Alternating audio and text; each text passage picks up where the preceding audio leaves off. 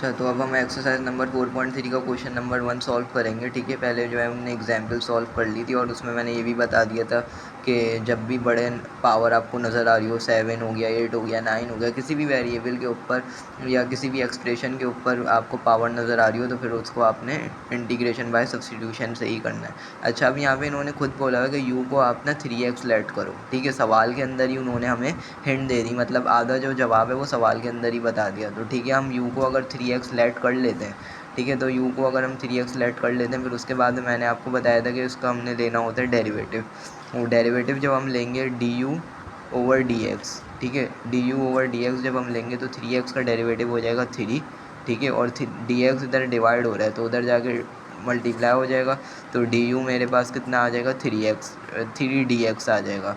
ठीक है, हमने असल में करना यही होता है कि ना डी यू की वैल्यू निकालनी होती है और यू, यानी यू तो अभी हमने सब्सटीट्यूट करवाया है। ठीक है, यू की जगह कोई भी वेरिएबल होगा, वाई होगा तो हमने डी वाई निकालना होगा, टी होगा तो डी टी निकालना होगा, पिछले वीडियो में भी बताया था। ठीक है, तो अब मैं जल्दी से जो मैंने लेट किया मैं ज़रा पुट करता हूँ। तो अब मैं अपने ओरिजिनल क्वेश्चन में जब पुट करूँगा 3x की जगह मैंने पुट किया u, तो मेरे पास हो गया साइन u, और dx की वैल्यू जो ये dx था, dx की जगह अब क्या पुट होगा, dx की जगह ये du पुट होगा।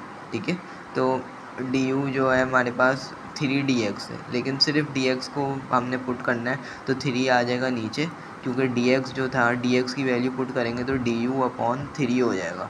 मतलब जो dx की वैल्यू है वो हमारे पास du/3 है, तो इस dx की जगह हम क्या पुट करेंगे, du/3 पुट कर देंगे।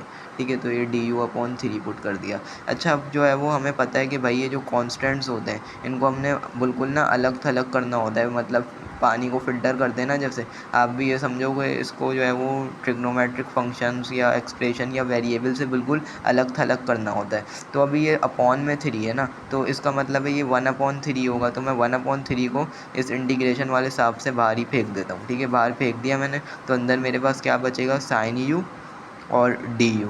ठीक है, अब आपको पता है कि यहाँ पे इंटीग्रेशन अब सिंपल सी हो जाएगी। क्यों सिंपल सी हो जाएगी, क्योंकि साइन यू दिया हुआ है और उसके आगे हमें डी यू दिया हुआ है। ठीक है, तो जब भी ऐसे आ जाए sine x D x, cos x D x, तो इनके डायरेक्ट फार्मूलाज लगते हैं। ठीक है, इसमें अंदर कोई हमने छेड़छाड़ नहीं करनी, डायरेक्ट साइन यू का इंटीग्रल जो होगा वो हमारे पास क्या हो जाएगा, माइनस का कॉज यू होगा। ठीक है, साइन एक्स का जो साइन यू का डेरिवेटिव कॉज यू होता है, लेकिन अगर इंटीग्रेशन करें तो नेगेटिव कॉज यू होता है साइन का, क्योंकि उल्टा होता है ना, रेसिप्रोकल होता है डेरिवेटिव और इंटीग्रेशन, तो इसलिए यहाँ पे आ जाएगा माइनस का कॉज यू। ठीक है, माइनस का कॉज यू आ जाएगा, लेकिन ये आंसर नहीं होगा। आंसर में क्या आएगा, u की जगह हमने पुट करना होगा 3x। क्यों पुट करना होगा, क्योंकि हमने यहाँ पे लेट किया हुआ था 3x, तो मेरे पास हो जाएगा ये माइनस, अगर मैं पीछे कर दूँ, -1/3 और cos 3x और प्लस के c के साथ मेरा आंसर आ जाएगा। तो ये इस सवाल का आंसर था। I hope it is clear.